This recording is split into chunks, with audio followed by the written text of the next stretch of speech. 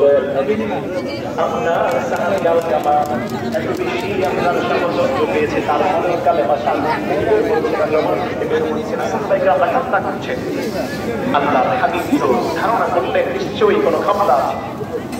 সাহাবায়ে কেরামদেরকে বললেন, ও সাহাবীরা, তোমরা তাড়াতাড়ি তার বাসায় যাও, তার বাসায় গিয়ে দেখো মা জীবিত আছে, ওই জনম দুঃখী মায়ের কাছে একটু খবর নাও, আল-কামার বিষয়টা জানা।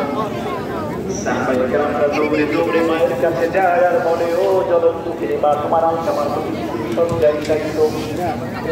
ও মা, তোমার আল-কামা তো অল্প সময়ের মধ্যেই দুনিয়া থেকে বিদায় হয়ে যাবে। তোমার সন্তানের জন্য কি তোমার মায়া হয় না?